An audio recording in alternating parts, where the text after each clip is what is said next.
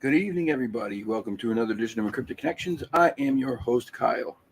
Good to see you guys. Very happy that I see all these names in the chat right now. I don't like this lighting for some reason, though. Let me fix this real quick. No. Which one's better? Is that one the better one?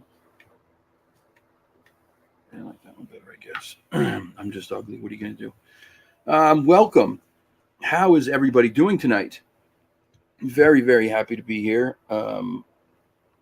Crazy to see all these names already in the chat. Thank you guys for waiting so patiently for me. I was on time tonight. Can you believe it? I haven't been on time for this show in a long time. But I was on time tonight. I wanted to make sure I was. So let me say hello to some people here. Hello, Sandy. Rev, what's up, buddy? Jody, happy birthday. Henry, how are you, brother? I hope you feel better soon, man. My brother Salty, what's up? Who else? Miss Sharon, how are you? I think I got. Oh no, Miss Pat, how are you, Miss Pat? Good to see you. Brian, what's up, brother? Wizard, what's going on? Oh, wow. Okay, so more people are filing in. Hello, Fortune Cookie. Many birds. Welcome, welcome. Many birds. I don't recognize the name. Do I have a really bad memory? Did somebody change their name? If I'm that bad, then I apologize.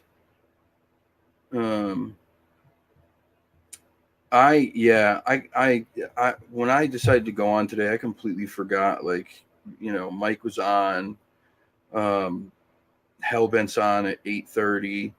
And I had already said I was coming on, so I was like, damn it, I'll go on at 6:30, and I'll have to just end it by 7:30, 8 o'clock.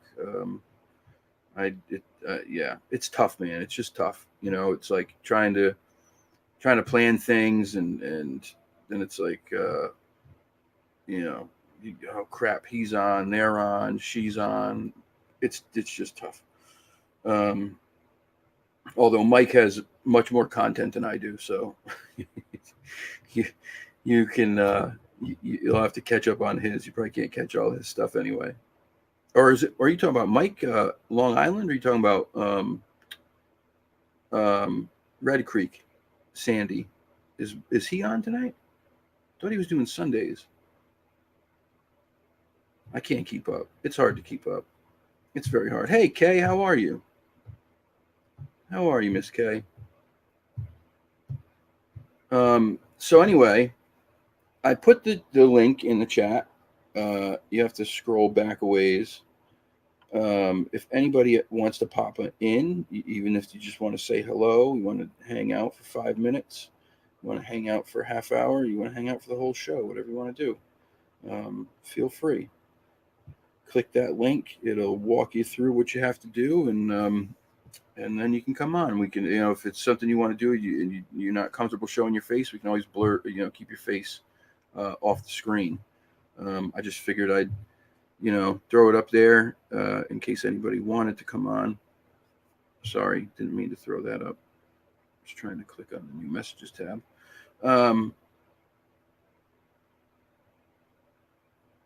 No, that's okay, Sandy. Don't worry about it. I tell you all the time. You don't ever have to apologize for anything.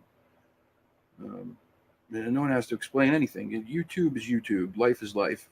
Real life always comes first. Whatever your wants, needs, desires, likes, whatever that is, you do that. I will never, ever, ever take any of that personally. It's not who I am. I wouldn't expect anybody to take it personally if I decided that, in my free time, I wanted to go streaking through a cornfield backwards. It's nobody's business but mine. Probably be painful, but hey, to each his own. Can I wear a Mardi Gras mask? I'm a little bit shy. You sure can. Wear whatever mask you want, brother. But we've already seen your face though, so it doesn't really, doesn't really matter now. But if you want to wear a mask, sure, do it. Sure. I hope everybody's doing well, man. I'm really glad to see all you guys here and just the support. You guys have just been tremendous. It's definitely been a rough, however many months. It's been rough. And for those of you who didn't get to hear earlier on the live this morning, I'll just quickly give you a little bit of a rundown as to why I ended up, even after the last live, taking a little bit more time off. Obviously the stuff that's been going on still weighs heavily. And then I end up getting kidney stones, kidney infection, UTI. I was in a lot of pain. I did not feel good at all. I was miserable. And I was trying really hard to put on a good face, but it was not fun. It was not fun. And it lasted, all in all, by the time the infection was cleared up, or the infections were cleared up and the stones had passed, it was about 2 weeks, give or take. So that sucked. During that time, I got a message from a good friend of mine's ex. I said ex-girlfriend this morning, and it's his ex-wife. Oh yeah, I had to go to the hospital too. Many birds. It sucks. Now I remember the name. Now I do. Now I do. Yep. Now I remember. Apologies, my brain's shot. It's awful. I empathize with you. It's not fun. So I get a message from a good friend's ex-wife. They had been split for years, but they were still very close. She was about the only family he had here. He moved here from Wisconsin years ago. His mom and dad basically abandoned him as like a teenager. It was pretty crappy. He had a rough life. But anyway, he was a good buddy. He struggled with addiction for most of his adult life. He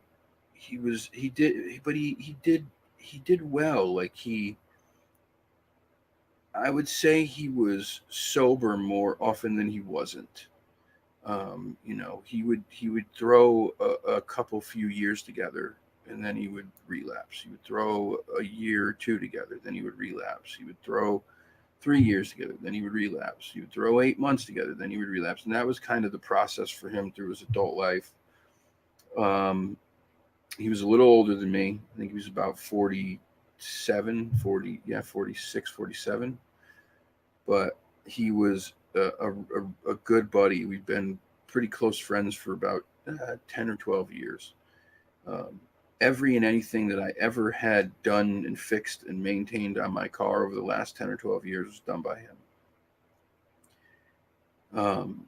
As a matter of fact, he was one of the people when I got out of treatment. He was one of the first people to pick me up and bring me to a meeting.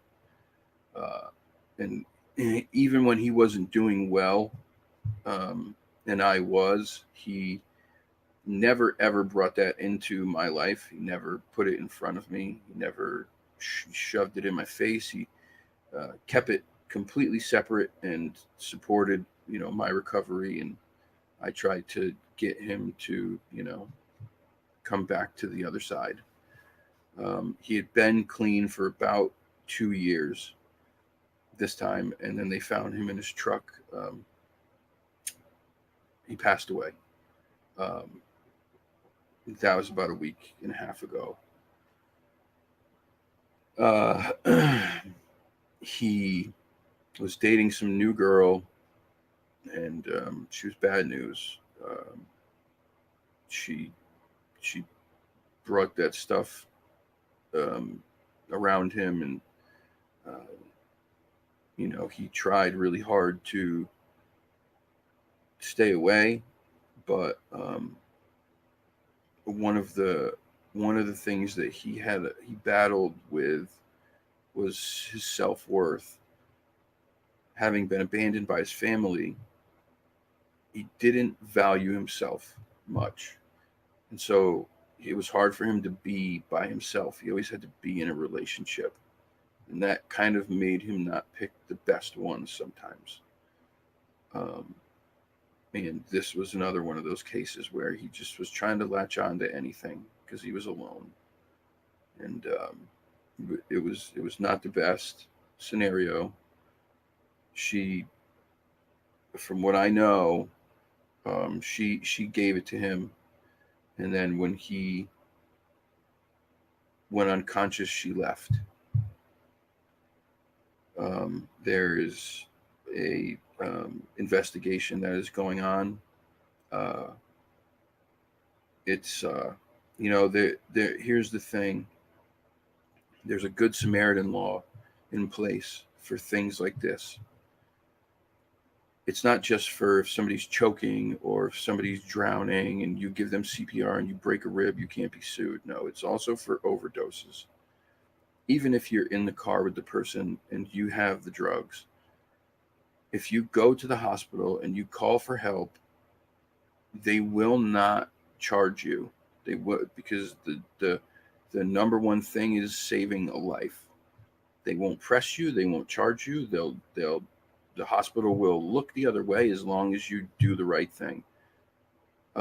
Turning your back on somebody who is overdosing and leaving them there, though, that is a charge. And I hope this person pays for what they did. He was a good dude.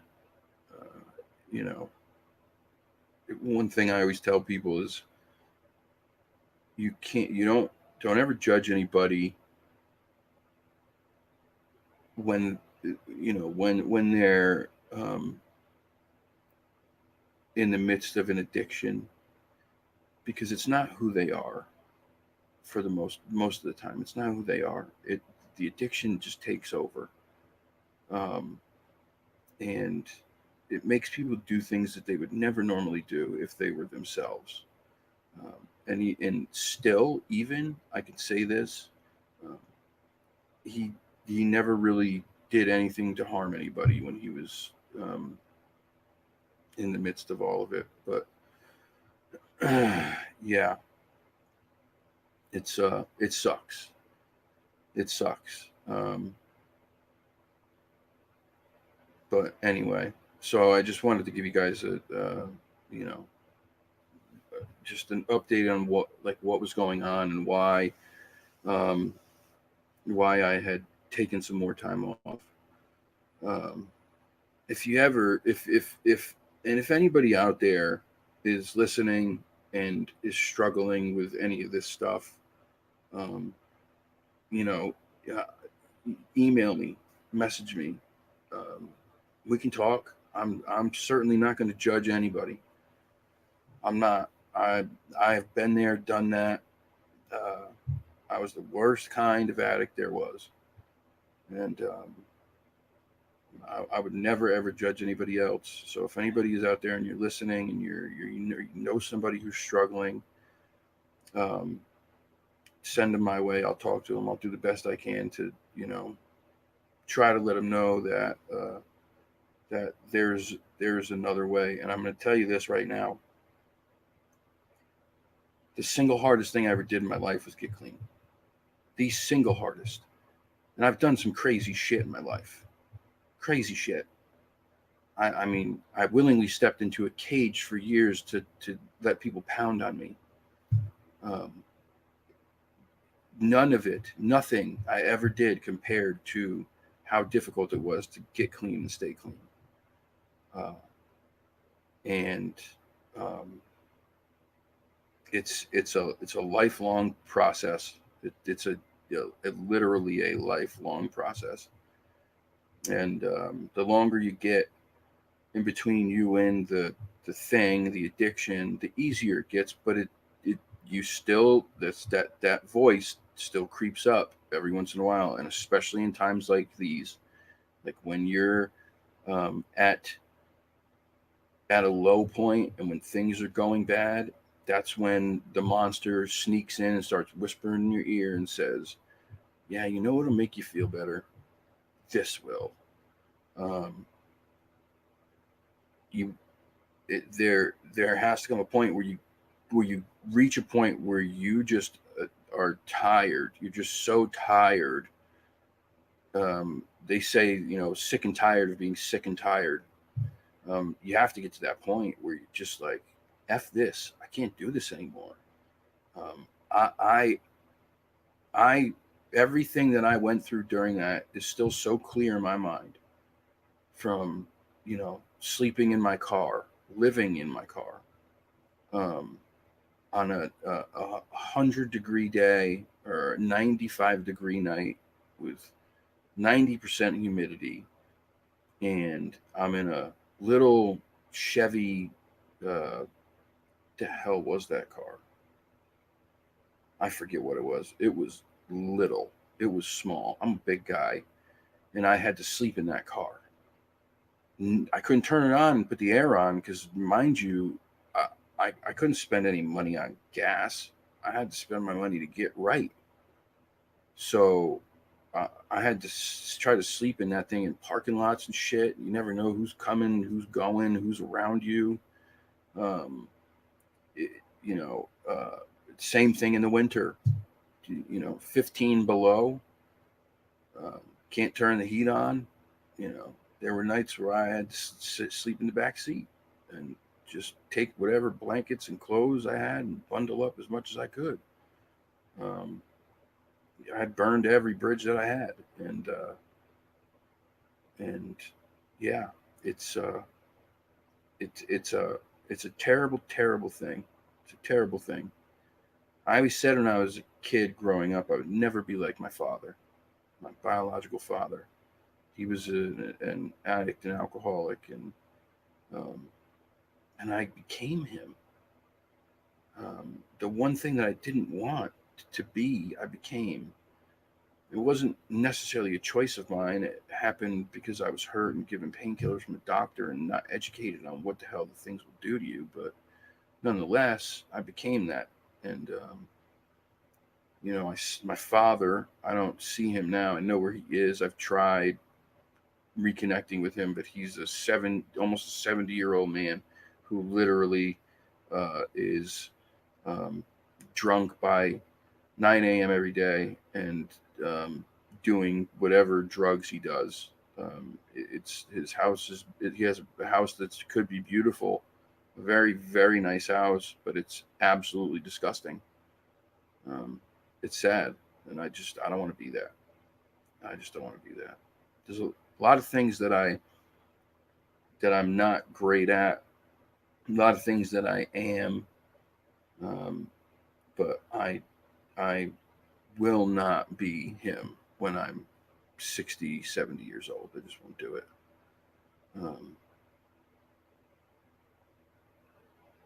Wizard, uh, you know what? I tell people this all the time. You do whatever you need to do to live a good, normal, happy life. Whatever that is, you do it. People shit on people for taking Suboxone. I took methadone to get straight.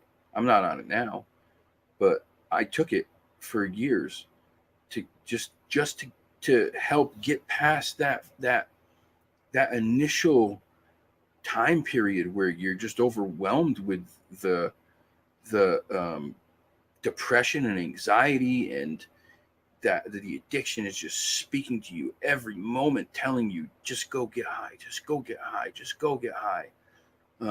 So yeah, I took methadone to get where I needed to get. I wish I hadn't, just because I feel like it did some damage to me. But um, like my mom says, it did its job. It got me to where I needed to be, and then I detoxed off of that slowly, and here I am.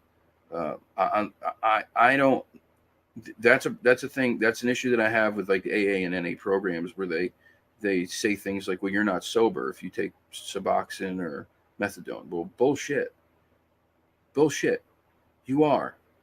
If you're taking a medicine that's prescribed and you're living a life that is righteous and good, that's what it's about. That's all it's about. So if that's what you need to do, you do that, because the other side, um, it you don't want that. So I never understood why anyone would or could, you know, alienate somebody or talk to somebody about that. Like say, oh, you're not truly sober. What? Fuck that. Excuse my language. Um, Sorry, I lost all early friends to drug. I saw it all grown up, so I stayed away. Yeah, yeah, good shit. For me, I feel like a ton of my shoulder.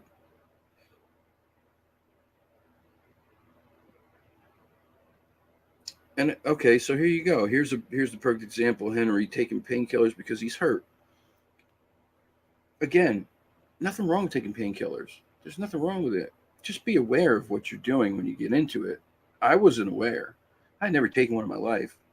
I wasn't a drug guy. I smoked weed when I was younger. I tried mushrooms. Like I, I, I didn't do other drugs. I didn't like other drugs. Oh shit, we got a visitor. Um, and I'm gonna bring our first visitor on. Come on. There we go. There- What's up, buddy? How's it going, man? Good, man. How are you? Pretty good. Good.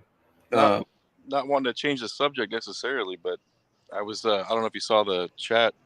I was started cleaning the chicken coop because I was thinking, okay, he's probably going to come on like around 7:30. It's 6-ish right now. I have time to clean the chicken coop, and then I'll be done by the time he jumps on there. Then I get the notification, and I'm like, oh crap! So I'm trying to like hurry up and finish. But yeah, I yeah. was Well, over there.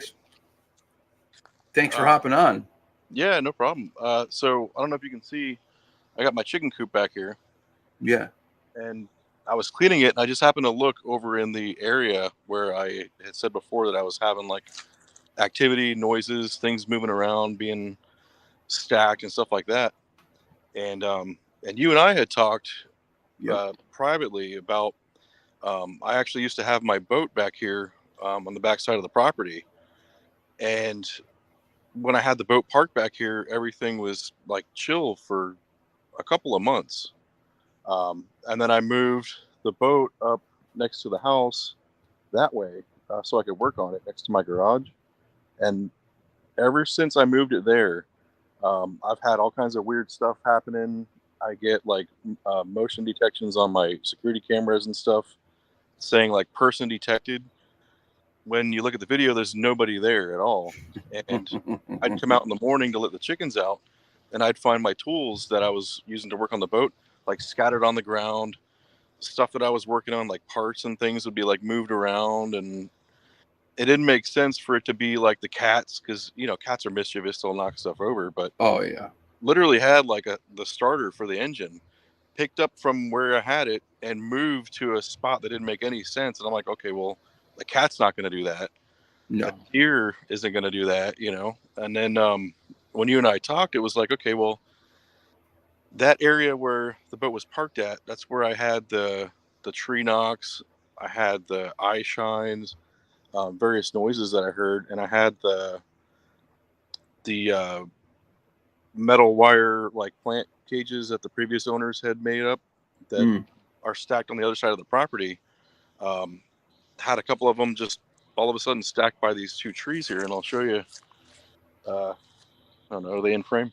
So these two trees, I don't know if you can see these plant cages there, but those weren't there when I bought the house. And then one day I come out here walking the property after I heard the tree knocks and stuff, and I found them stacked there. Now you can kind of see they're like disheveled or whatever now. I didn't touch them, and I had assumed it was because these tree branches fell, you know, probably knocked them over. But the weird part is now I've got new wire fencing rolls sitting over here that I definitely didn't put there. That Um, would. so after the hurricane, these tree branches were all stacked, and I remember telling you they were like neatly stacked right here next to these two trees. Well, now you can see they're kind of moved around, and I don't know if it'll come in on the camera or not, but it looks like these are all stomped down. And down here, you've got a couple of breaks where it looked like something heavy, like if a large man or something were to just start stepping on these big branches and snapping them. So crazy. Now my wife says, "Oh, it's probably the deer walking around back here." But I mean, I don't know if you've seen a deer's foot and leg and all that. I mean, they're pretty skinny. Yeah. There's no way they're gonna stomp on that branch and just snap it like that. No, they're very skinny. Yeah, and this is just all mashed down back here. So I after we talked, I thought about it, and I'm like, okay, well, let me put the boat back here. So I put it back, and I kind of shoved it. I've got this like old canopy frame, and this is the area where I had all the activity. I put the boat back in there a little bit further than it was before. I haven't heard a peep. Nothing, no knocks, no weird stuff going on ever since I put it there. So I'm thinking I'm in agreement with you that they were kind of using the boat to provide cover and sort of like have their own little area back here where nobody from the house could see them.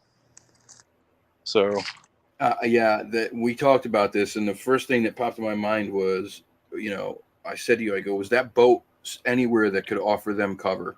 yeah, That would give them an area where they could feel safer, watching you in the yard or watching the house or anything. And you were like, that the old owners kept their boat back there.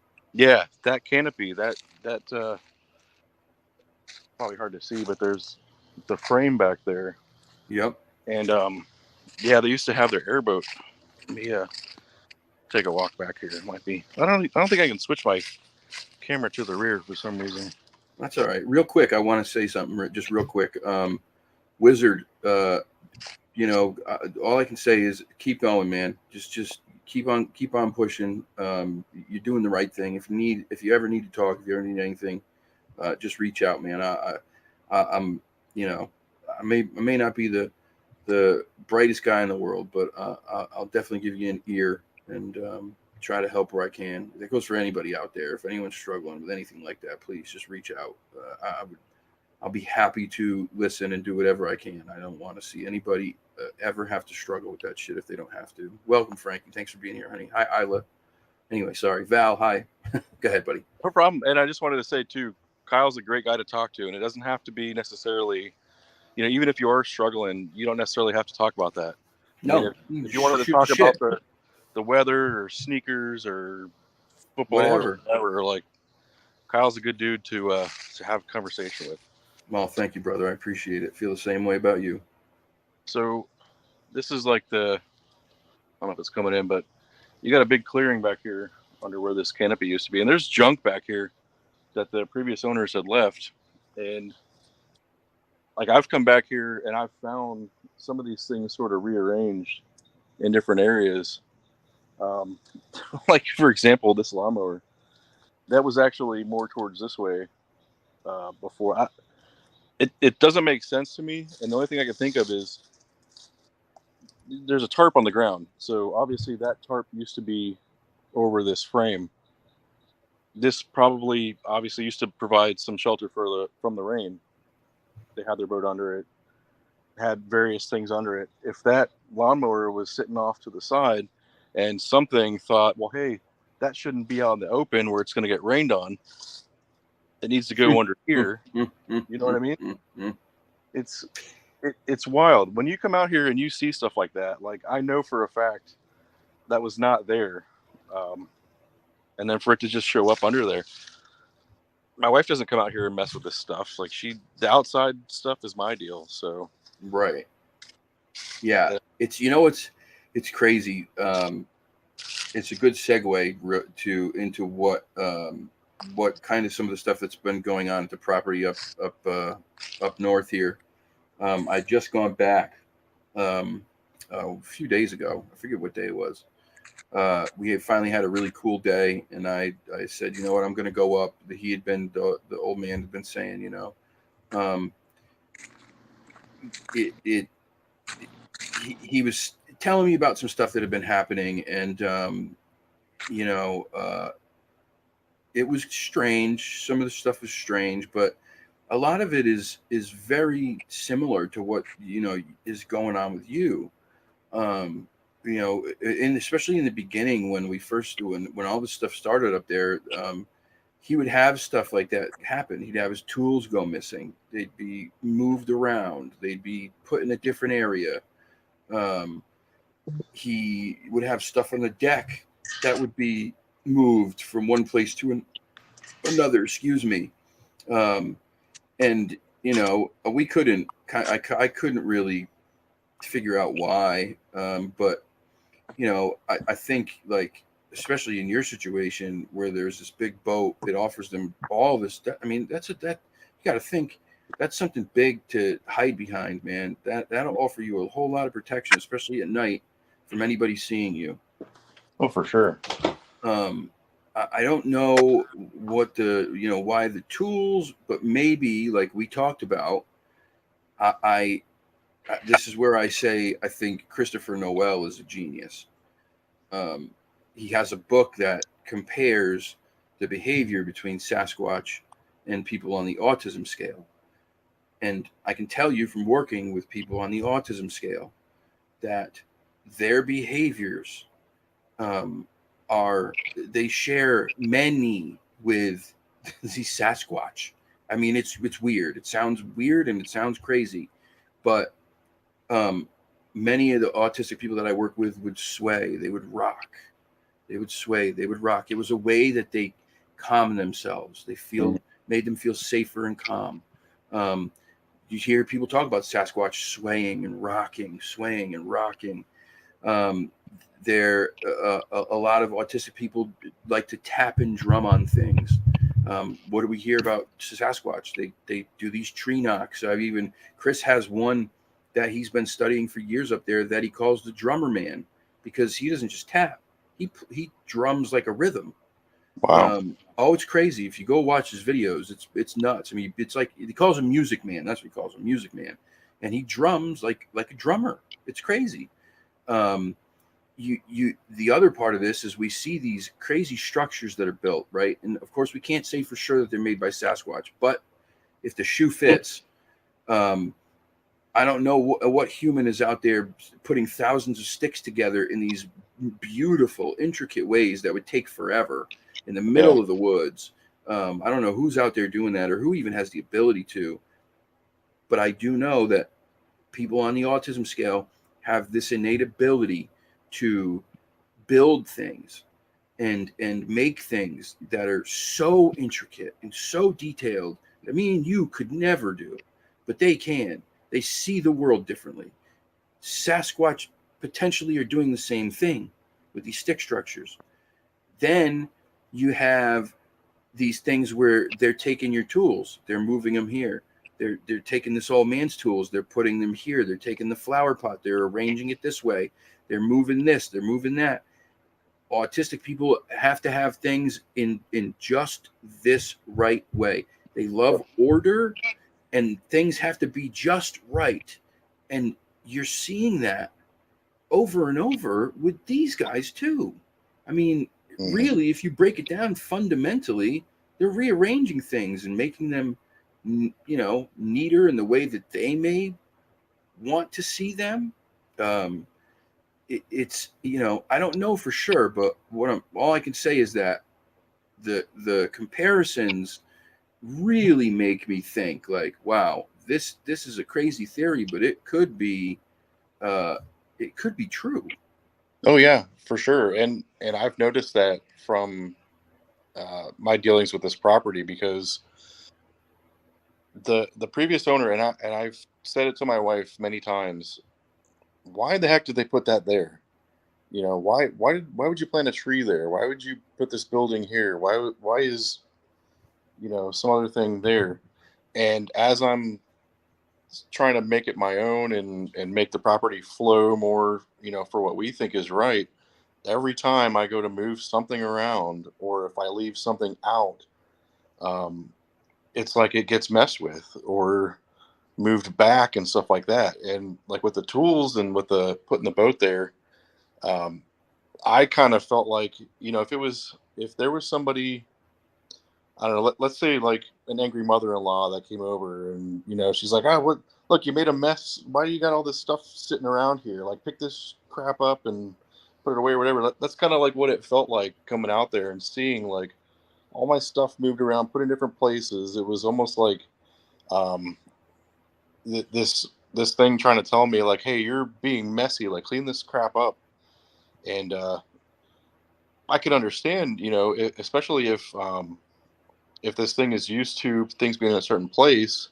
Mm-hmm. With the previous owner, I'm wondering if the reason why they put stuff in weird places, maybe they tried it somewhere before and this thing didn't like it. Mm-hmm. And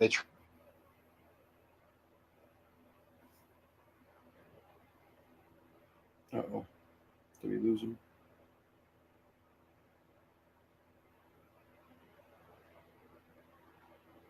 He'll be back. If we lost him, he'll be back. Yeah, it's very strange stuff. I fully believe they watch.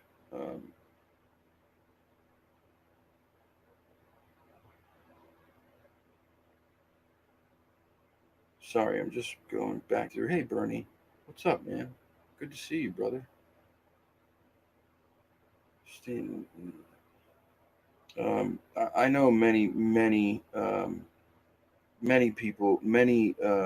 I worked in a program for people who were um, uh, Green Mountain Droning. Hey, what's up? See, I missed people. I'm sorry. I apologize. I worked in a program with military guys who were addicted to something, alcohol or drugs or whatever.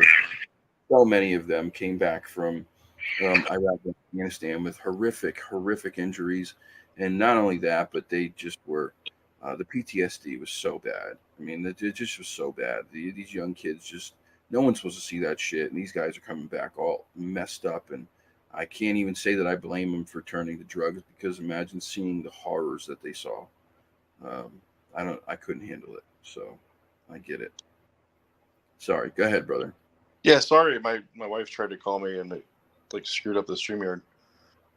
But yeah, it just had me wondering if stuff was in odd places around here, because trial and error, if this thing basically dictated to them where they were going to put stuff, and if you put something out of place, it gets upset and it's like, nope, this is where I want it. I thought of it as like randomness, but maybe it's not so random to do whatever else is living here. Yeah, it's Harold Goodell says, how come you can't video them moving the items? So I'm going to tell you just from the property that I'm investigating and have been since the late winter, early spring. this has been going on at this gentleman's property, this couple's property for years now. The more we talked, the more we realized that it had probably been going on for much longer than he thought he knew. But anyway, the issue is you put up these game cameras, right? And whatever's doing it avoids them like the plague. Somehow, they're still able to do these mischievous things and move things and avoid detection on these cameras. It's like the theory is that they think on a level like us. They don't think like animals. They think like we do. They have the ability to plan, to think ahead, to look around, see their environment and go, okay, camera there, camera there, camera there. That means we have to move this way and around and stay low. And, this is just the theory that how they think, because I don't really know what else it could be, potentially barring the woo stuff, where they can manipulate energy and move from one place to another through portals or whatever. I'm not saying that's not true. I just don't know. Yeah, well, it gets even better than that, because the cameras I have around my house, I don't know if anybody else in the chat has them, but they're Google Nest cameras, and they've got settings where it'll actually detect if there's a person, if there's an animal, if there's a vehicle, or just motion of any kind. And it's pretty spot on. I mean, if I go walking out there right now, it's going to say person detected. And it gets even better where eventually it'll detect my face so many times that it'll say my name, detected, my wife's name detected at the garage camera or at the driveway camera or wherever. And what's really interesting, and why I brought it up to Kyle about the tools moving around and stuff like that on my boat when it was parked next to the house, was for like a week straight, I all of a sudden again, I mean, I had this when I first put the cameras up and then it stopped, but I started having these alerts saying person detected at the garage camera. And I'd pull up the video and I'd watch it really closely, and you can't see a person. And then it would come up again. And sometimes it wasn't even just like a couple of seconds worth of video. Sometimes it was a couple of minutes. Like I had one the other day that was like almost 2.5 minutes. And it thought for certain there was a person walking around out there. But yet when you look at the video, there's not a single person on video. And I started thinking, okay, maybe the camera is starting to glitch. But then I started to correlate the two things happening together, because I would go out the next morning. Like let's say I had an alert happen sometime around like 8 or 9 o'clock at night, and it said person detected on the garage camera. I look at it, there's nobody there. Okay, whatever, it's being weird. I go out in the morning to let the chickens out. I have to walk past that area to go to the chicken coop, and I would see my tools laying on the ground, or I would see like a part from the boat moved from the boat area over to sitting by the garage door. And I started to put it together like, okay, well, I wonder if every time this camera is detecting a person and there's nobody there, if something else is happening, I just can't see what it is that's doing it. And the camera isn't picking up the actual tool like moving. I didn't position my cameras thinking I was going to catch something like that when I mounted them. But sure enough, I would get an alert at night or early in the morning. Sometimes it would be like 5:30, 6 o'clock in the morning, like just before sunrise. And then I'd get up and go out there, and I would see something out of place. Or, the chicken coop area, I have trash cans over there where the chickens are at. I would find like the trash can moved, not tipped over and dug into like a raccoon or a bear was trying to get something. It would just be moved from next to the garage to over next to the chicken coop, right by the coop door. Like it was telling me, hey, clean this crap up or something like that. That's just my interpretation. But yeah, for why I don't have it video of something moving my tools, I want to say, I guess in a way I kind of do, but it's not like great evidence. It's just I've got this thing saying the AI thinks there was a person, and then around that same time frame, my stuff's being moved around. Now, it didn't say animal. It didn't say, just motion in general or whatever, or unrecognized whatever. It said a person. Person. That's Right. what's interesting to me about the whole thing. Pyro's thinking just along the same lines I am. He says ghost cam. You know those Xbox Connect cameras?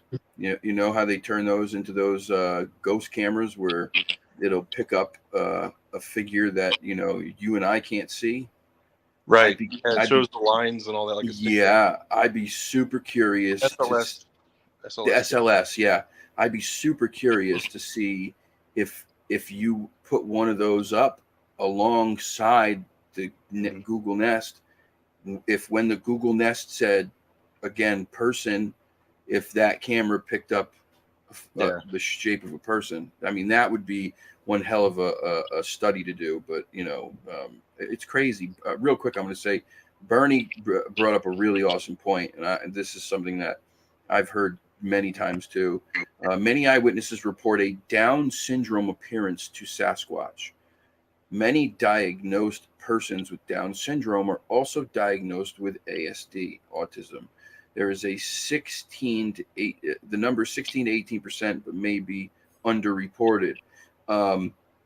Great. What another great point. I've heard this, over and over. People say it looked like it had Down syndrome. Looked like it had Down syndrome.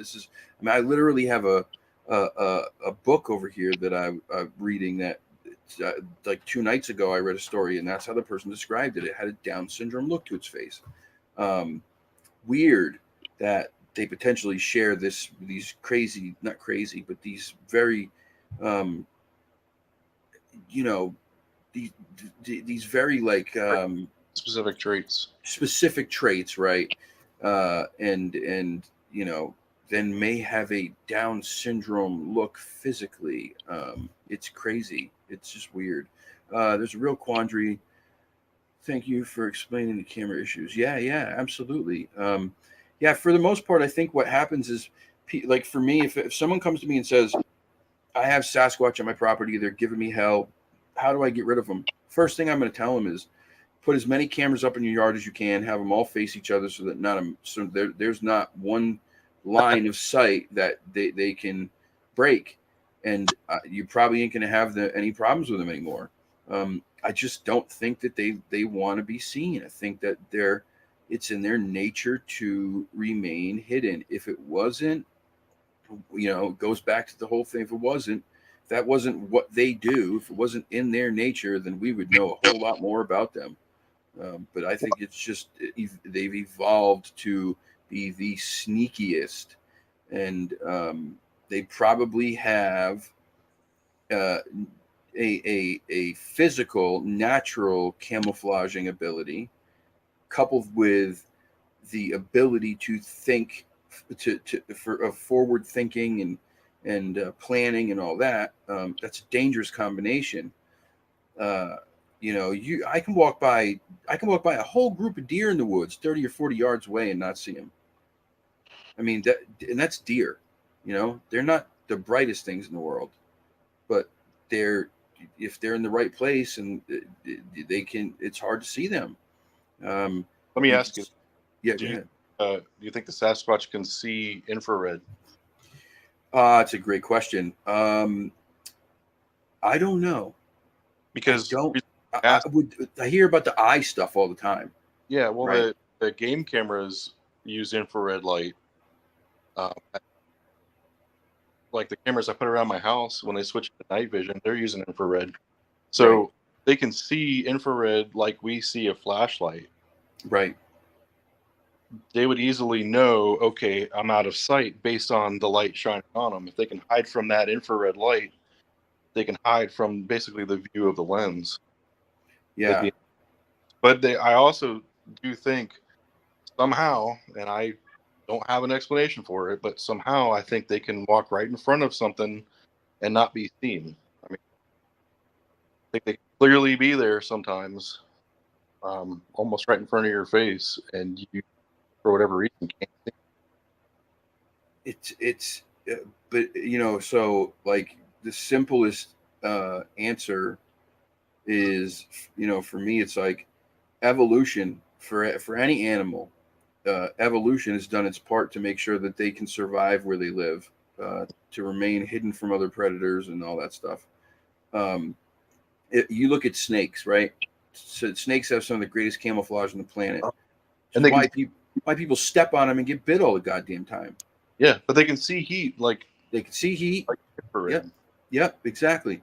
But they can blend in perfectly with their environment to the point that you and I step on a copperhead, step on a rattlesnake. Next thing you know, oh shit, I gotta go to the hospital. I think about chameleons, how they change their colors. There's fish that do that. There's other amphibians that do that. I don't know any mammals that do that, but is it out of the question? Probably not. I mean, who the hell knows? All I know is if you and I lived in the woods for thousands of years and we lived alongside humans who were teaching us things, who we were sharing things with, Native Americans or whatever. Now we're learning from them what they do. But through natural evolution, we are adapting these abilities and these natural camouflages and whatnot that will keep us safe. I do believe that every legend is rooted in truth. So when the Native Americans say that they are, spiritual, or they are shapeshifters, or they are this or they are that, I think that there's probably something to it. I'm not saying that they're ghosts. I'm not saying that they can open up portals. I don't know, but there's something to it because we still can't pinpoint them. We still can't, lock one down. And even though there's stuff going on this property right near me, I get bluff charged to 20 or 30 feet away and I can't see a goddamn thing. I see nothing. Yeah, I just don't know. There may just be science that we don't understand. Oh, for sure. Our brain probably doesn't even know how to interpret it if we did see it. Right, exactly. Our eyes could be picking up the light from it, but we can't even process what's even right in front of our face. Right. That happens a lot. Hey, Shade, what's up, man? Sorry. There's a name for it, but because I can't think of what it is. There's something that there was a study done about, like children, if they're not exposed to something. Here's some. You see the deer? Oh, look at him. But cool. Their brain doesn't know what they're seeing, and it sort of like tunes it out. You look right past it. Same thing. Think about repetition. Like if you see the same stuff every day, you drive the same way home from work or the store every single day, and sometimes you arrive in your driveway, you don't remember driving, and you're like, shit, did I run stop signs or a red light? Like I don't even remember. How did I even get here? Yeah. Wonder if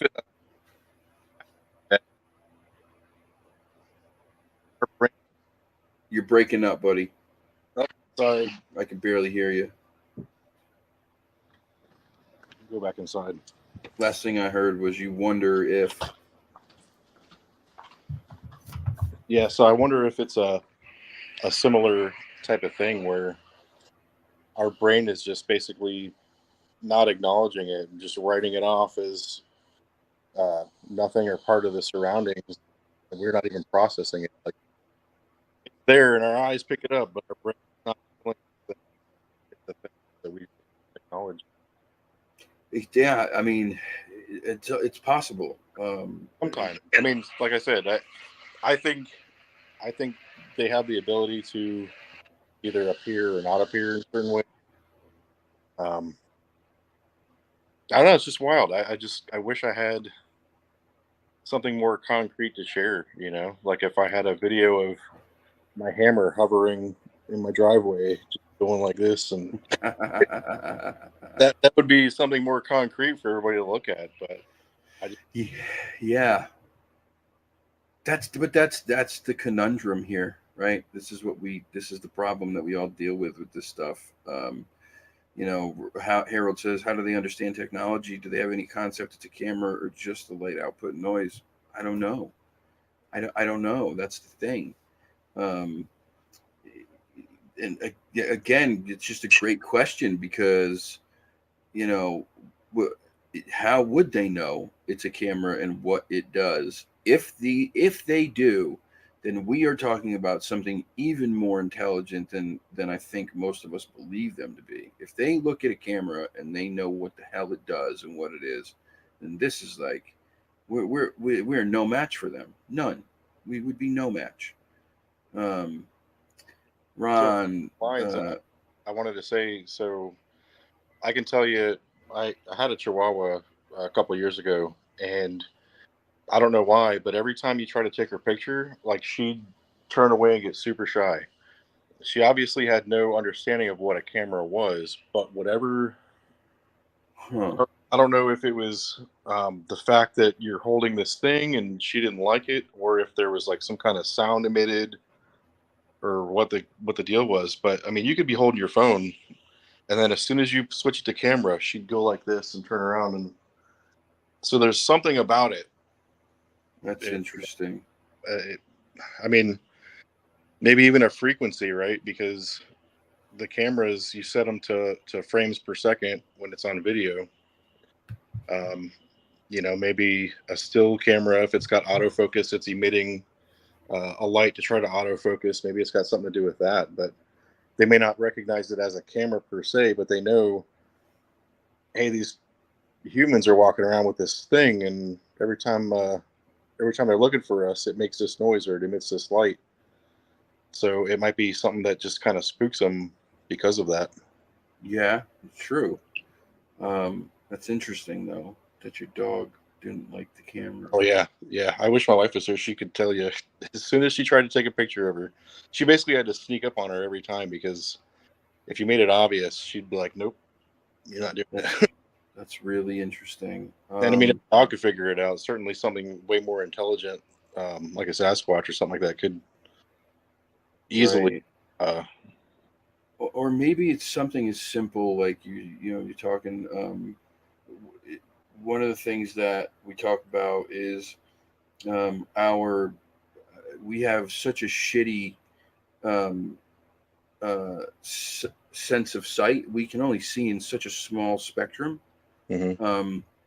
Maybe it's something where they see in such a large spectrum. They see way beyond the spectrums of light that we can, and whatever that camera is doing is, it's hurtful to their eyes or maybe to their ears, because we know that the dogs definitely have very sensitive ears. Maybe it's the same with them. Maybe it's something simple like that. Who the hell knows? Yeah. It's just, that's the tough part. It's just question after question. Shade says, and this is where I'm going to say they do take lights down, and I'll tell you. So he says, why do they rev down cameras but not lights? So going up to this property, I went up to the same property they've been going to. The old man called and said, the activities picked up here again. There was some stuff that happened. Can are you free to come up soon? And I said, yeah, let me see when it's going to cool down. I go up, and his motion lights that he has on the outbuildings, which basically are all the outbuildings are literally all up against the tree line at the edge of the yard. And there's 3 of them.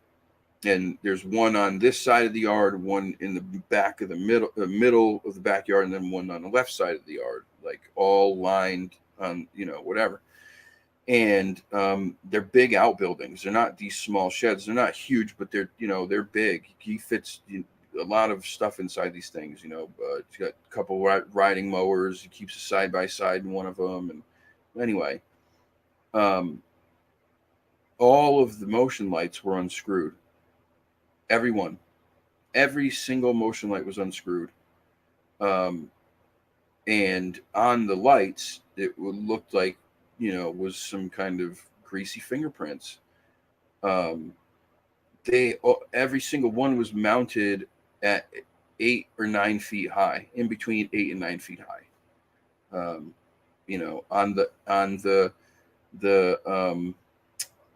On the sides and ends of the buildings, where the roof pitches, right at the highest point. So between 8 and 9 feet, every single one, and every single one was unscrewed. There was a deer skull wedged into a tree at about, he said about 10 or 12 feet.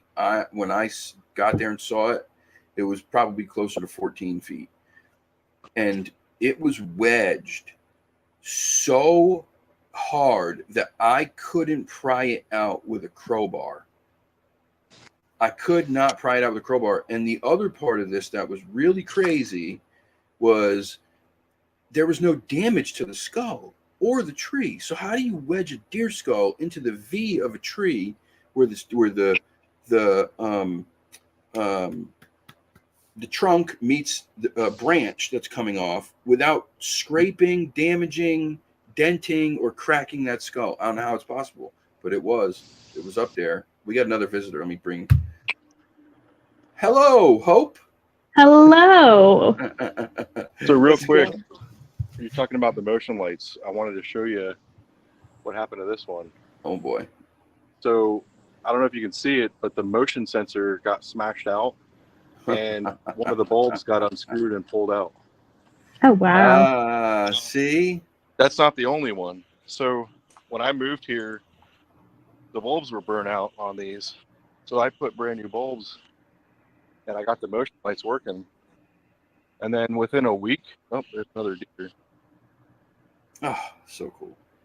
I mean, just right there. Like, Wow. That's so cool. Let's see. Can you see it? He is Snow White, so.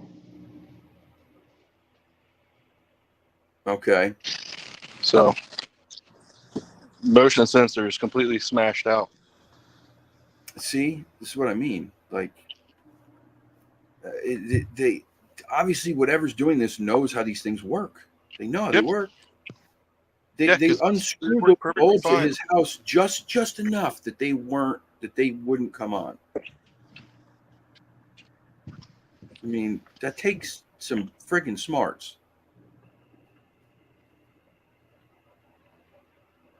Uh-oh, he's frozen again. Yep, he is. Sorry. What's up, Miss Hope? What's going on? I'm just cooking dinner. You Yeah, cooking so dinner? Yep. Are you cooking dinner for that monster fish?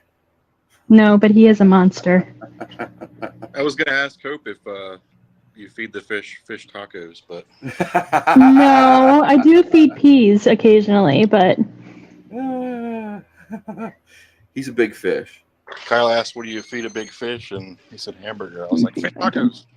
He's a big fish. He's a big goldfish. Is that what he is? A goldfish? yeah, I think he's a goldfish. He's a rescue fish, Kyle. That's right. Like, this is something I didn't know there was. Oh, there's a kitty. Hi, kitty. Yeah, little farm cats. There's one hiding back here. She's very shy. Oh, that one's right at your door. Oh, there she goes. She's like, "No pictures." Oh, that's awesome. Yeah, they came with the property. Oh, well, that's cool. I'd love that. I showed up and moved my stuff in, and they started coming around. And Oh, I see another kitty. You know me. I love my animals, especially my cats. I'm a cat guy. I mean, I love Yep. dogs. I love everything, but I don't know, something about cats. What I want. My dream was to work with cheetahs. That was my dream. Of any wow. animal in the world, I wanted to work with cheetahs. That's what I wanted to do. So I've always had this fascination with cats. I think it goes hand in hand with Halloween too. Black cats? Yeah, I love Halloween. I love black cats. Yep, absolutely. well, guys, I'll jump off here because my internet's trying to crap out apparently. So Okay, buddy. Well, thank you for Okay. coming on, man. I appreciate it. Yeah, no problem. Thanks for having And me up. let me know if anything else happens. Will do. All right, brother. See ya. Bye, See ya. Salty. Bye. I mean, it's just so interesting that that there's just so many similarities in this behavior. It doesn't matter where you are. That's the craziest part. It just Yeah. doesn't matter, I mean, he's in Florida. I'm in Connecticut. You get reports in Ohio where you are. It's all, and they're all so similar. um, to me, like the the craziest things to me are those the camera stuff, the knowing to smash out the motion sensor on his lights, knowing that there's a sensor and that's got to go bye-bye. Like that's Well, maybe it's kind of like, with like lights and stuff. Like if lights are going bad, then you can hear like the whine of the lights, or you could hear the whine of the TV. Maybe it emits something like that.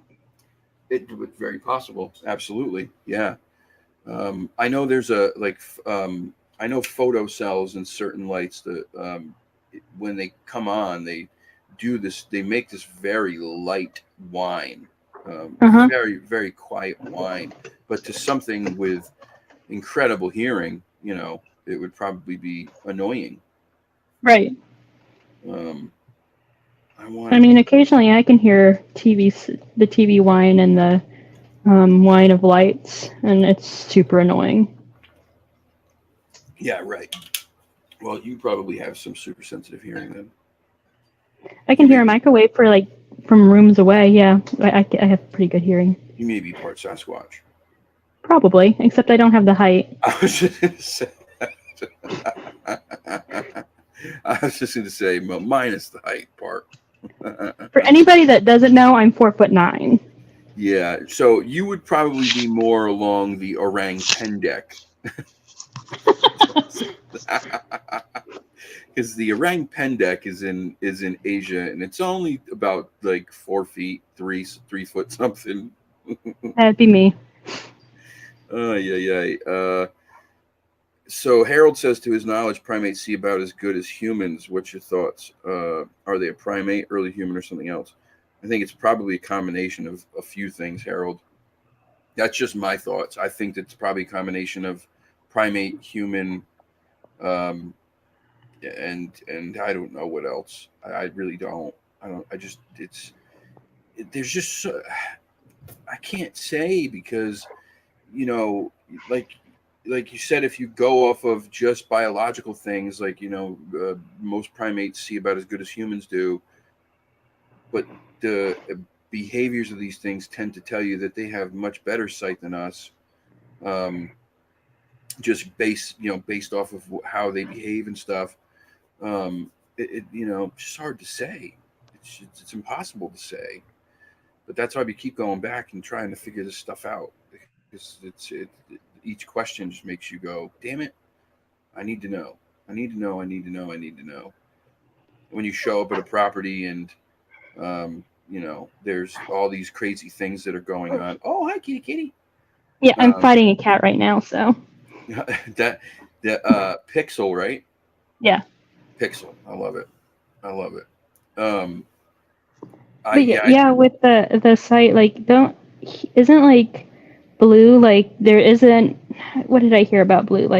Blue wasn't something that humans could see until it was thousands of years afterwards, because we couldn't even, there wasn't a word for blue, there wasn't a pigment for blue, there was nothing blue before a certain time.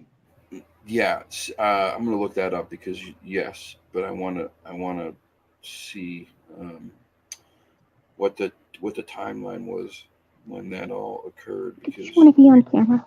You're right.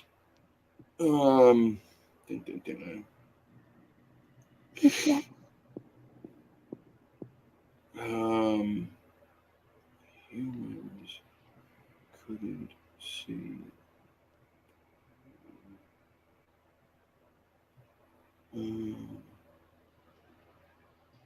I noticed you're wearing a Browns hat too. Yes, I am. Yes. It matches my Sasquatch shirt. Oh, okay. Yeah. Yeah, I like the hat too, but yeah, I'm not a Browns fan. Who the hell would be a Browns fan? I don't know of anybody who's a Browns fan, and I live in Ohio. Yeah, not much of a. That's terrible. I shouldn't say that. Let's see. No, it's not true. Everybody could see what we call blue as long as we've had eyes with color vision. What? They didn't. Shown ancient texts have shown that humans didn't really see blue until modern times. Um, see blue until human vision is incredible. Until they had a word for blue, it said that their ancestors didn't see the color. I'm going to switch to my computer. I'll be right back. Okay. Yeah. Interesting. All this stuff is just crazy. There's also a possibility that the level of their intelligence, senses, temperaments, and abilities vary from individuals with their species, just like every other species. Yeah, true. Kudos. Absolutely. Absolutely, Bernie.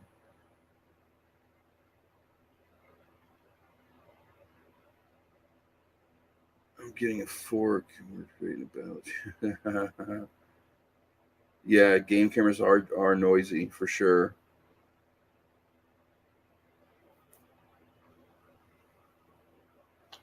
I just, I don't have answers. I just have theories. I can only go off of the things that I see personally, going to this property, going to other places. But the things that are continuing to happen at the property are happening over and over. And oh shoot. All right, I'm just letting everybody know that I got about 15 minutes left, and then I got to hop off here. Just letting you guys know now. Oh, we got somebody new. We got someone new. Hello, Rev. Are you there, buddy? Hello? Hey, man, what's up? Are you able to hear on this? Yeah, I can hear you. All right, there's not any echo going on because the speaker is close to the mic right now. I tried putting on this Bluetooth headset to combat any feedback. No, I don't hear any echo at all, man. Okay, well, apparently my headphones are not going to work, and this is just going to stay on like it is. All right.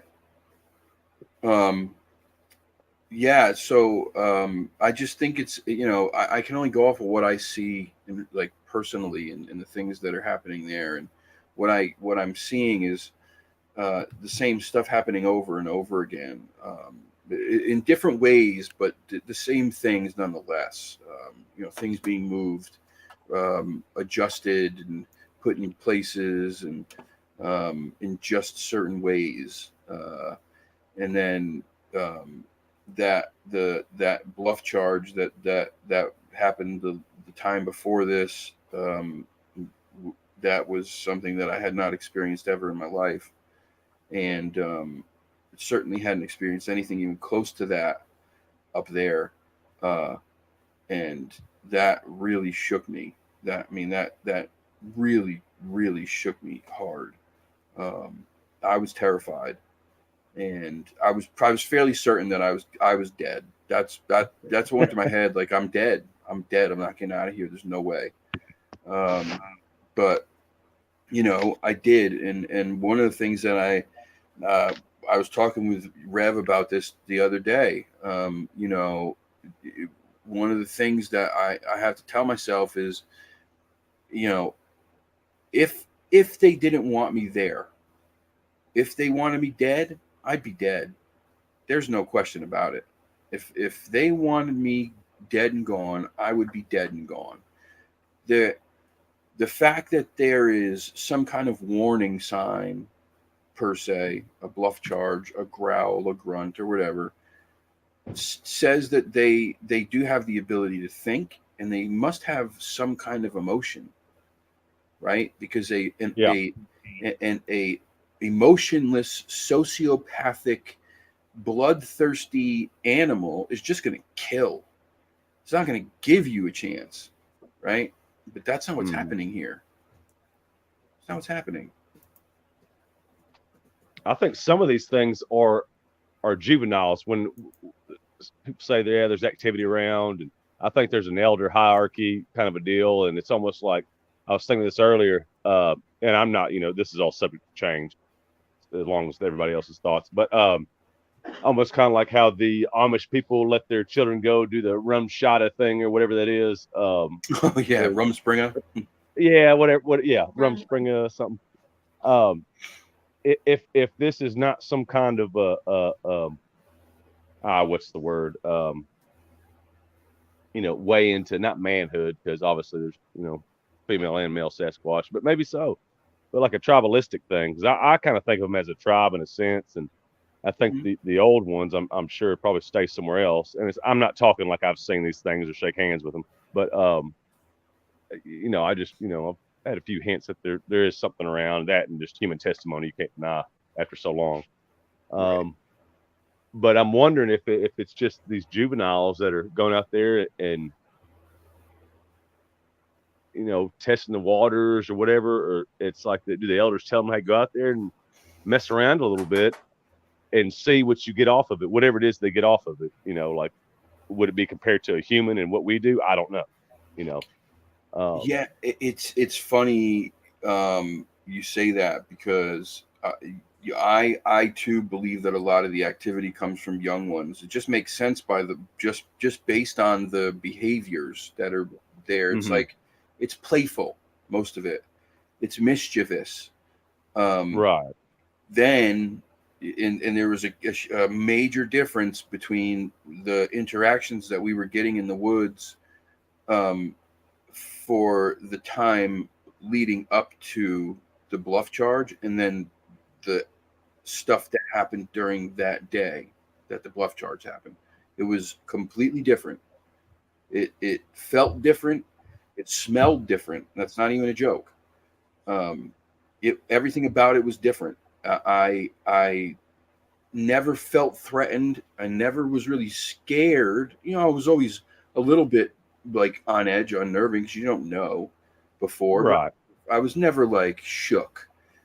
That day, I felt like I just felt nervous the whole time I was there, and it was just different. And so I'm almost certain that had to have been an older one, an alpha, maybe it was Dad. I don't know, but I'm agreeing with older. Yeah, I think that the juveniles go out and they go look around. They go go check out the humans. Go watch the humans and see what you think of those weirdos. Well, it's not like they have TV out there, and stuff. Yeah. I mean, I would think as an animal, maybe not so much would get bored, but if you're sitting there just worried about, okay, I got to find food, I got to take a dump, find water, take a whiz, so on and so forth. I mean, that can fill your whole day up if that's all you have to do. And and it's not like there's supermarkets out there. I'm not trying to be silly with it. I'm just kind of saying in a certain term. Right. But and another thing, and rite of passage was the wording I was looking for earlier. Is this a rite of passage of some sort for the younger ones? Almost testing their limits. It's there was possible. something else I was going to say, but it completely lost. It's gone now. I'll find it back out. Huh? What'd you say, Hope? It said it's like they're a Rumspringer. Like, you have to bluff charge somebody. Yeah. This is your way into adulthood.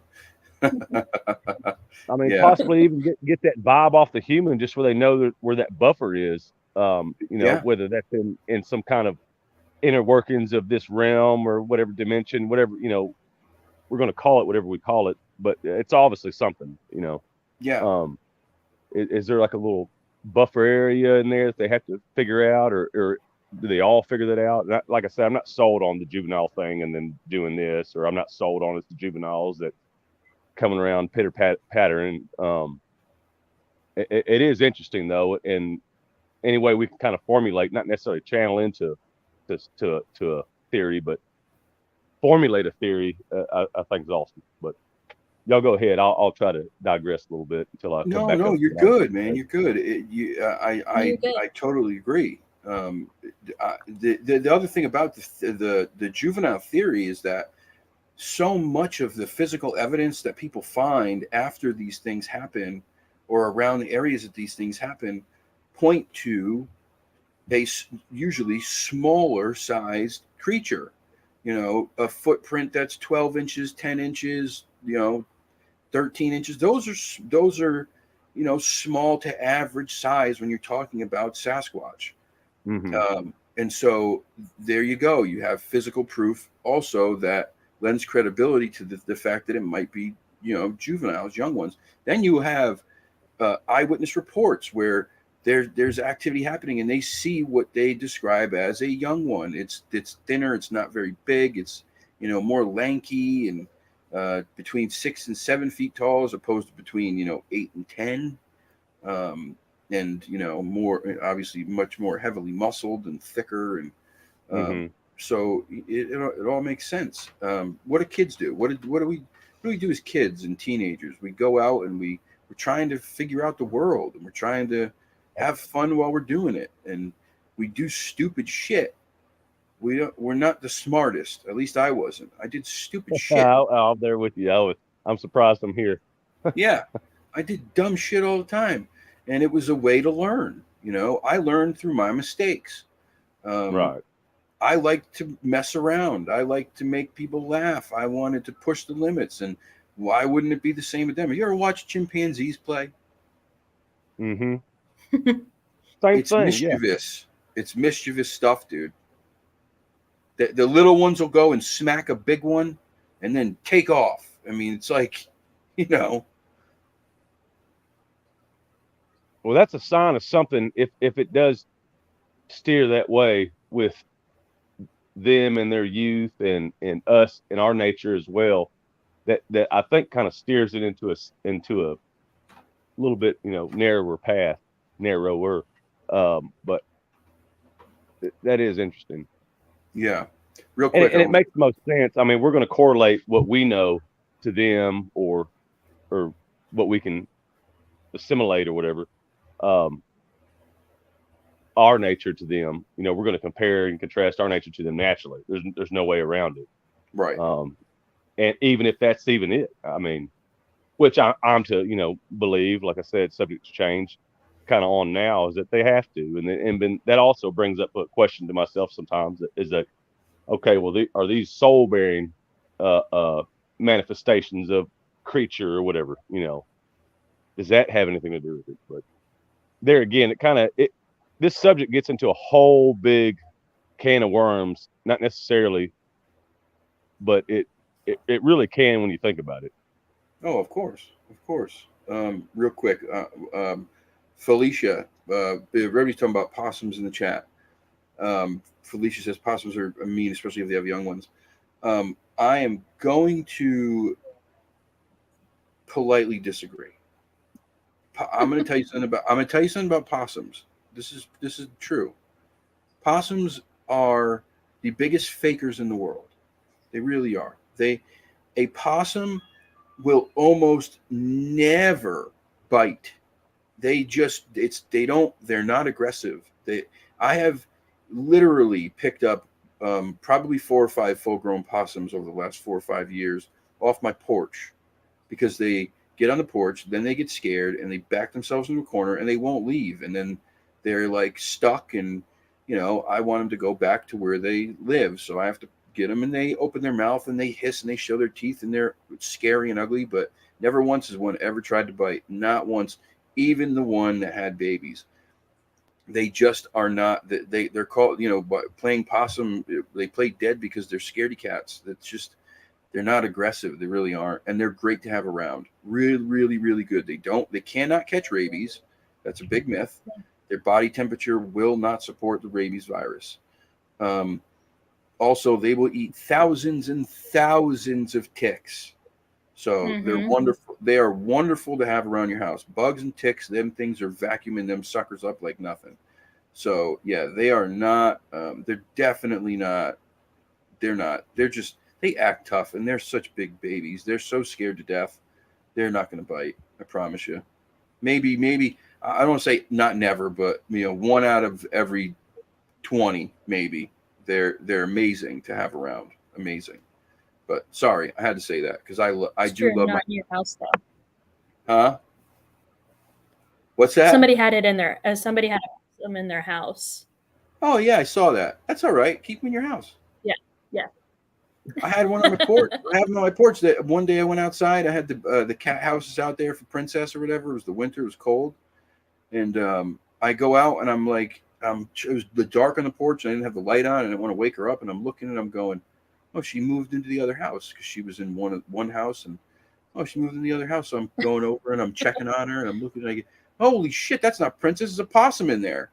He was in the cat house next to the house that she was in, curled up sleeping because it had the heat lamp on it. And I was like, look at this guy. So I just let him. It was cold. I'm like, I'm not going to move the poor thing. He's getting some heat. Like, let him chill. So then he left in the morning. But yep, they're great. They're I great. don't do that with spiders, but What's that? I don't behave the same way with spiders. You mean what? Would you kill him if you see him? Well, I mean, not necessarily, but most of the time, because I know they eat other bugs. But one evening I was walking in from the garage, and I'd caught something out of the corner of my eye right as I walk in there, threshold from the garage into the house, and I was like, "What the heck was that?" And I walked back out, and like right there, like at neck level, is a tarantula, because we have tarantulas around here. Jesus Christmas! Oh yeah, I'm done. I was done. I screamed everything. Because I was like, if this thing wanted to, it could like latch on. And I know if it's big as my fist, its body or whatever, it looked like a baseball glove just perched. And I'm surprised I didn't catch it walking through. But anyhow, and that kind of thing freaks me out. I don't care, when it's that big, like a little spider. Like, yeah, I don't like when they dangle down on you, but when it's like right there at my face level and like somehow blended in with the particle board walls that we have in the garage here, that concerns me. I don't blame you there, too.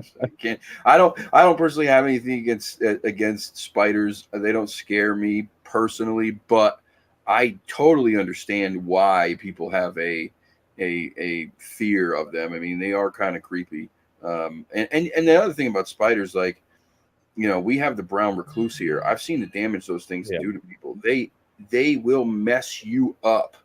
I mean, like, yeah, you'll have to get dug out and get the infected I just want to area interrupt out. and say thank you to Red Creek Mafia. Yeah, thank you, Mike. I just saw that. Thank you so much, Mike. I love you, brother. I really do. Red Creek. If you don't watch Red Creek, please subscribe. He's such a wonderful guy. Also, thank you, Felicia. That's very kind of you. And thank you very much, Harold. I appreciate the support, man. Thank you. Yeah, they're just creepy. They are. They're creepy. And, if you don't know your spiders, you don't know what you're potentially getting bit by. Plus, there's all those crazy tales about people swallowing spiders and you sleep with shit. Like, Oh yeah, I've heard that. Yeah. that's a terrifying. That's kind of a terrifying thing to think about. Well, stomach acid will digest it and dissolve it. It should be all right. But what if it crawls up your nose? Been a lot of things crawled up my nose and it ain't killed me yet. Or in your ear. That's another one. Yeah, if it gets in your ear, yeah, then you got problems. You might have some real issues. They lay eggs inside your head, and all these babies. Oh, so that's where you lose me. Yeah. I squished one the other night out here, and I stepped on it, and as soon as I lifted my foot, like 1,000 little babies scattered off of it, and I about lost it there too. Yeah, that's creepy stuff, man. I'm not again. I don't have any issues with spiders, but it's just creepy stuff. What about house centipedes? Centipedes are nasty. House centipede. What's a house centipede? What's the difference? Oh, you should Google it. They're ugly. I get them here in my place, and they run super fast, and they look like an alien. I'm gonna look it up right now because now I want to know. I was bit by a centipede, a millipede or centipede once, and I'm gonna tell you right now, it was painful as all get out. House centipede. Oh yeah, these things. Yeah. My cat used to chase them all over the place. Yeah, they look like aliens. They do look like aliens, but my cats used to chase them all over the place. They used to come up from the basement. They look like that. Yeah, look at that thing. Yeah. Oh yeah, the sprawled out ones. Yeah, I've seen Yeah. those before. My cats used to just Which are chase them super things. helpful, like in your place, because they don't do anything. But Yeah.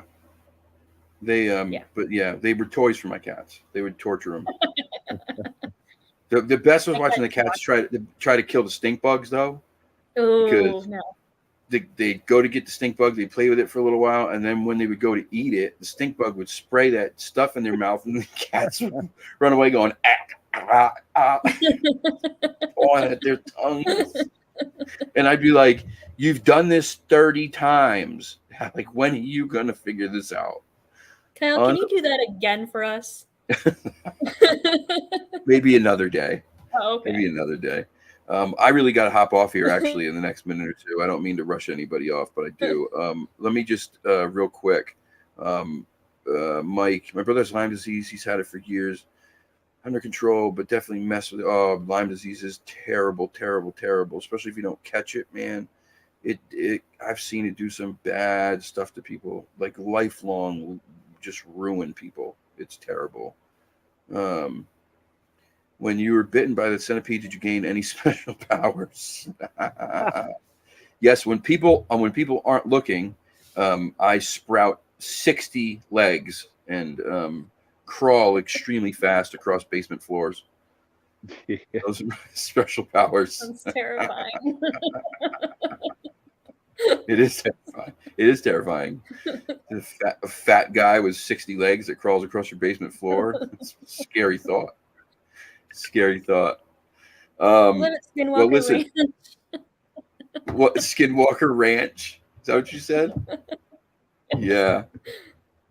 Ay. I hate to cut it off now, but I have to. I really have to. But Oh, please do before I embarrass myself. you're wonderful. That's why I feel bad that I'm doing it, because you really, I told you this when we talked. I said, man, you should come on. We had such a wonderful conversation, and I knew that if you came on, it'd be the same. So I hate to have to cut it off now, but I really have to. No worries. But I am going. So, okay, I want to tell you guys this right now. I have been, this is another thing. I've been communicating with the gentleman. He is a writer. He's a historian. He is he's like a pro at all the myths and legends of New England, especially. But he knows about like the little people stuff a lot. Like, this guy is like, if it's little people related, he's the man. Yeah, that's the thing. My tribe, the Osage, they had a thing, and the other tribe I'm with too. And a lot of tribes do about the little people. Like, there's like, yeah, there's this, and this, but stay the heck away from little people. Apparently. Yeah. So he knows all about these legends, and so I'd been emailing with him, and we finally figured out, when would be a good time. I think I said to him next Wednesday, so I'm waiting to get his email back. He said that next week was good, and I said, how's next Wednesday? So if all works out, then it'll be next Wednesday, but it's going to be next week that he will be on. I'll probably end up doing another show this weekend, just because I want to start now that I'm not, peeing pebbles anymore. Yeah, good deal. And not in complete agony every day. If you haven't had kidney stones before, let me explain to you real quick. If I'm a boxing fan, what I can tell you is having kidney infection and kidney stones was like, it had to be like getting a kidney shot from Mickey Ward over and over again. If you've never seen Mickey Ward, the boxer, throw a kidney shot, go Google that and watch the pain that comes across the face of his opponents when they get hit with that kidney shot. It is instant, absolute horror. You are like, please kill me now. That's the pain. That's the look on their face, and that's what I looked like and felt like for over a week. When you pass a stone that is not quite small enough to pass easily, but not too big where they have to surgically remove it. For a man, it's kind of like getting the inside of your manhood tattooed. That's what I would imagine it feels like. It's awful. It's just not fun. So I'm glad that that's over. Thank the Lord. Yep. Yeah. So yeah, I'm gonna probably hop on this weekend. I will be. It looks like I'll be dog sitting again this weekend, from the sound of it. So I'll probably do another show on Saturday or Sunday with my nephew dog, Huck. He's so great. He's wonderful. You guys, I think you've all seen him before. But yeah, he's great. He's such a sweetheart. So anyway, thank you guys for joining in. Thank you very much, Rev. Thank you, Hope. Thank you, Salty. I appreciate you all. Yeah. Thank you, Kyle, and everybody. Yeah. Please, yeah. Oh, the other thing, thank you, Bernie. Carrie passed away a year ago. Carrie Arnold. I believe it was the 13th of September is when he officially passed away. Carrie is a major reason why I started this.